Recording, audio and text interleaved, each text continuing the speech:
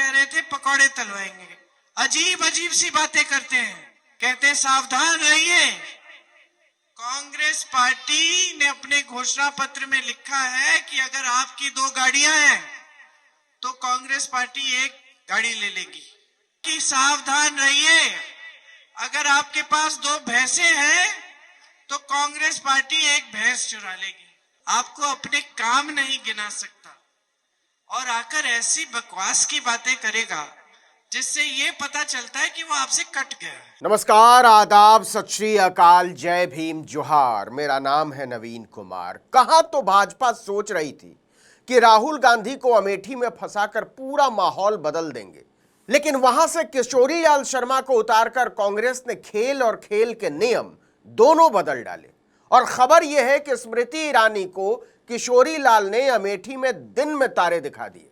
इस पर और आगे चर्चा करेंगे, लेकिन समझ लीजिए कि नरेंद्र मोदी का अब की बार 400 पार गले की हड्डी बन चुका है। 5वें चरण के चुनाव में और फंसे हैं। अब तो भाजपा वाले 300 पार तक का नारा नहीं लगा रहे। रह कर अमित शाह और जेपी नड्डा जैसे नेता उत्साहित दिखने की कोशिश जरूर करते हैं, लेकिन चेहरा बता देता है कि दिल आवाज का साथ नहीं दे रहा है। चलिए एक वीडियो पर गौर कीजिए। यह वीडियो उत्तर प्रदेश में इंडिया गठबंधन की एक सभा का है। समाजवादी पार्टी के प्रत्याशी के समर्थन में न पर्याप्त कुर्सियां, न पंखा, न कूलर, न एसी, न पानी, न खाने का पैकेट।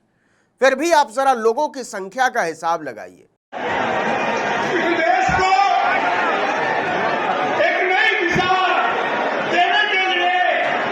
इस सभा में अखिलेश यादव नहीं थे, राहुल गांधी नहीं थे, प्रियंका गांधी नहीं थी, मल्लिकार्जुन खड़गे नहीं थे, तेजस्वी यादव नहीं थे। लोग अपने आप चलते चले आए थे।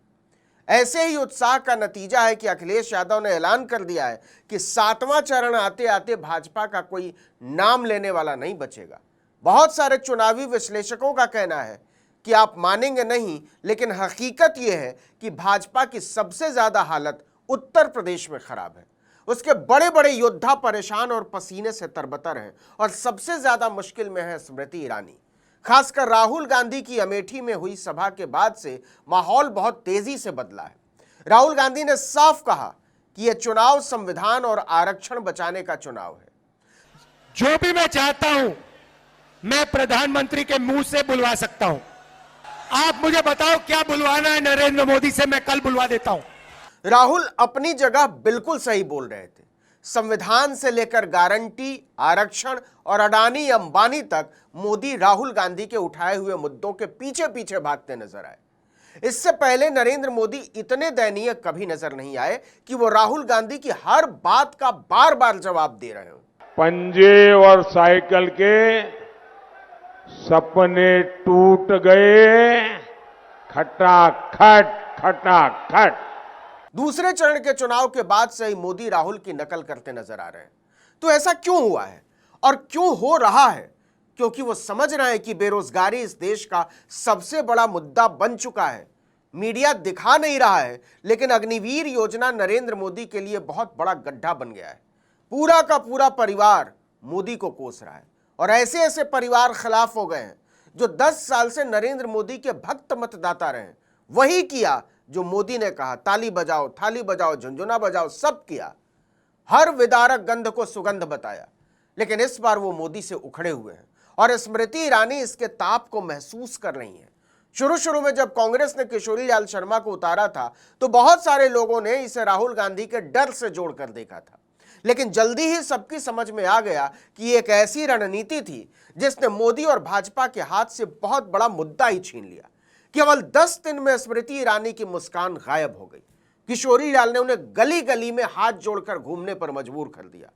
वो भूल चूक लेनी देनी करती नजर आने लगी, लेकिन इसके बावजूद लोग उन्हें दूर से सलाम नमस्ते कर रहे हैं। इसका मतलब क्या होता है?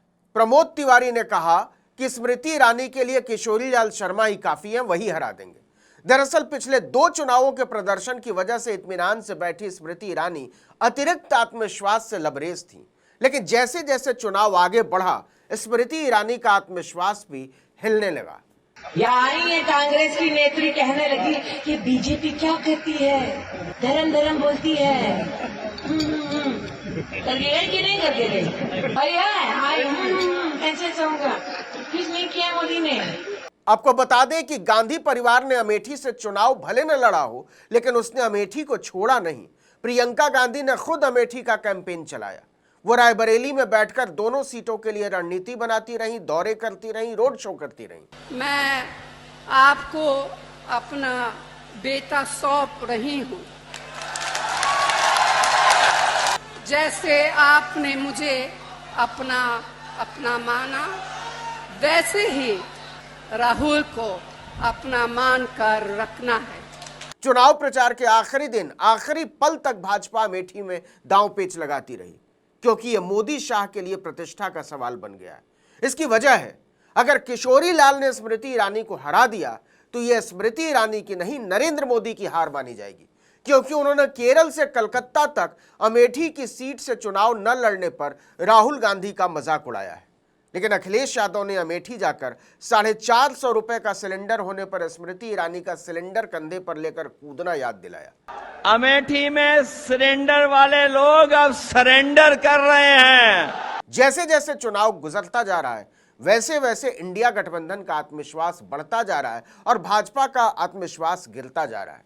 मल्लिकार्जुन खड़गे भुवनेश्वर में थे।